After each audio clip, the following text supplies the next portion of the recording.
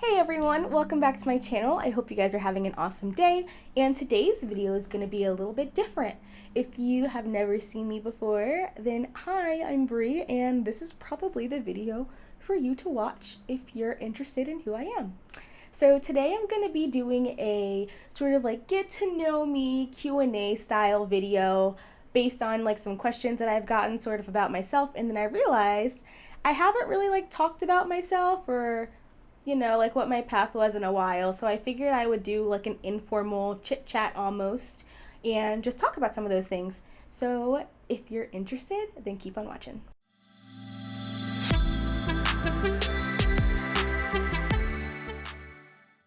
So the first thing I want to talk about is a little bit about myself and my background, because if you're new here, then you might know that I make videos on software engineering and tech, but you might not be familiar with how I got there.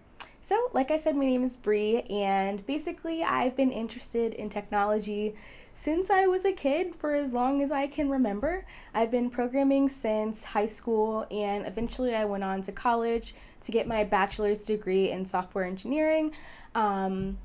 I found that it was pretty hard to get a job actually after my bachelor's degree, and it took me about 3 years to get my first job, which was with a company called Reviture that I did a few videos about.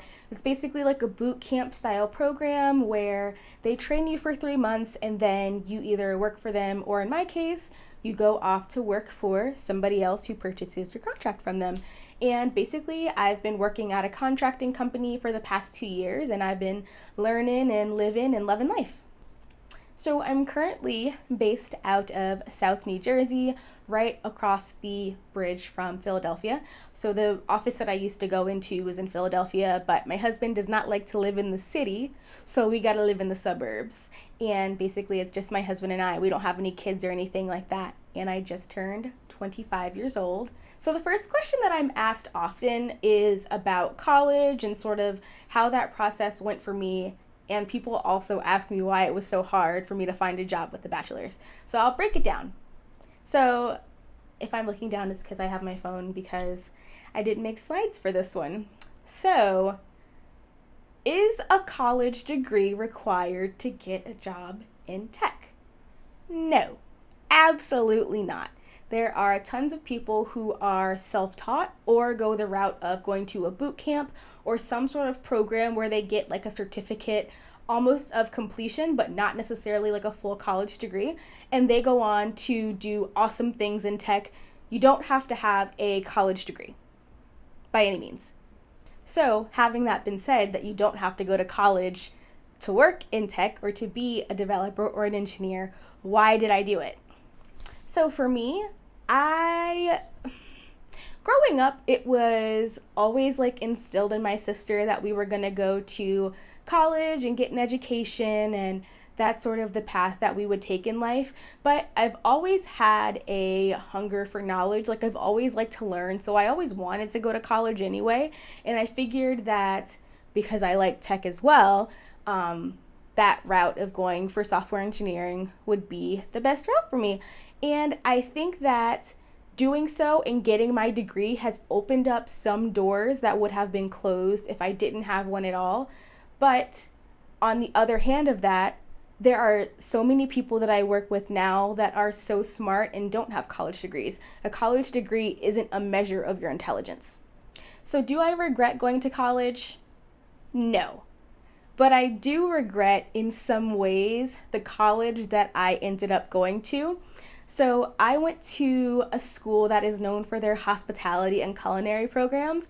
And before you slander me in the comments, I ended up going there because I got accepted to their early enrollment program. So that's where I spent my senior year of high school. And I was like 16 years old and things were new and I didn't know nearly as much as I know now. But their tech program, from what my dad and I had done our research on, it seemed pretty good. And the curriculum seemed okay. Well, it didn't seem okay. It seemed good. That's the whole reason I went there. Looking back on it, there was a lot of things I learned that didn't necessarily compound on each other to make me the most well-rounded candidate for a job right after school. So I think if I had to go back and redo it, I might go to a different school. But if I went back and went to a different school, then I wouldn't have met my husband. And there's so many opportunities that I would have never had because I didn't go to the school that I did. So do I regret it? No. But would I change some things if I could? Maybe. But hindsight is always 2020.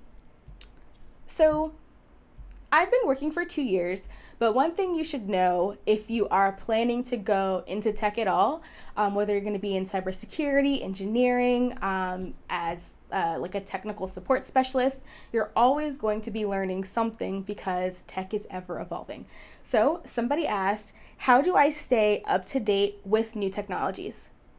So typically what I like to do, because I don't always have the most time to take a bunch of courses and do a lot of learning that way, I like to sign up for newsletters that come to my mailbox that I can, see and browse and check out what's going on every now and again. One that I'm really liking right now is TLDR, and it's basically like the morning paper for tech. And you can do your own research or expound further if you would like to, but it's basically just a summary of some awesome things in tech that would be in the news. Another thing that I like to do is read articles on people's blogs, on Medium, anything that looks interesting, and then maybe try out some things.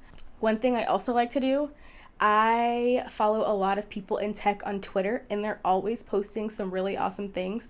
So it's really easy to just like retweet for later or check out whatever fancy is going on. Okay, someone also asked, how do I remember new information? So I'm somebody who likes to write down things multiple times. I have to write it down multiple times so that I can remember it. With code, that might sound crazy, but for instance, if I'm doing a tutorial or I'm learning something new, what I like to do is watch 10-ish minutes of whatever tutorial it is, a little bit more, a little bit less, depending on the length of the tutorial. Jot down the key points, not exactly the syntax on how to do it, and then pause, go to my code, and then figure out if from those instructions I actually comprehend how to do it with the syntax. This helps me to think about it a little bit more and not just code what somebody else is putting on their tutorial, and it helps me understand exactly what's going on. I also, if I am like taking notes on something, what I end up doing, and this is really extra, I have like one notebook for my messy notes where I'm just like jotting down the information that I need, and then I have another pretty notebook where I sort of format it bullet journal style, and it's color coded and everything like that. Doing it twice helps me remember it twice, but the pretty notebook is what I'll use when I want to reference my notes. So the next one that somebody asked is, what do I do when I'm not coding? And before we were stuck at home for 8-9 months, I used to do a lot of things, but now basically I work on new content, which is always fun because I have so many ideas. My husband and I like to play games together. Mostly what we've been doing now, I've been playing like Stardew Valley like nonstop almost, and then he will play a game, and then I'll just watch and maybe read, I don't know, hang out. And then I also like to bug him a lot with listening to the Hamilton soundtrack over and over and over again. And when I'm not listening to the soundtrack, I'm watching the movie on Disney Plus. Don't you love that? No. Yeah, you do. You do. It's awesome. Oh, okay. I mean, I'm learning new things in my spare time as well. I'm trying to gear up and set some goals in place for next year and get things together that I want to achieve next year and basically like set myself up for success. So I'm pretty boring, I would say, for the most part. So what's next in my career? So for the past 2 years, I have been mostly like a front-end developer, and I have lost a little bit of sight with some of my back-end knowledge. And one thing that I want to do is get back to full stack development because I really like being able to switch back and forth and use like both halves of my brain. I feel like front-end, I can be creative, and of course there's a lot of things that require a lot of logic and a lot of planning in front-end development. But I think in back-end development, I had to flex my brain muscles a little bit more. So I would love to hop back on that bandwagon. I also would love to start doing like tech talks and maybe some speaking engagements. I like talking and being able to interact and engage and motivate people, and that's something that I think I want to expound more upon next year. On top of that, I think I would love to do some mentoring as well. I've gotten that question a lot, and I guess I should have waited on that one because that was one of the questions. So I don't currently offer mentoring, but it's something that I would definitely love to do, to be able to help junior devs or people who are interested in coming into the tech industry and helping them along their journey, because those comments that I get asking for help or saying that I was able to help with something, those are the comments that like really make my day. And I don't know, they just like fill me with so much joy. I love doing that for people, and I love helping people. So that would be awesome if I could integrate that into my career as well. And I hope that you all enjoyed me just getting to share some of myself with you. So I would love to know about you all and how you came to find my channel, and let me know some interesting things about you.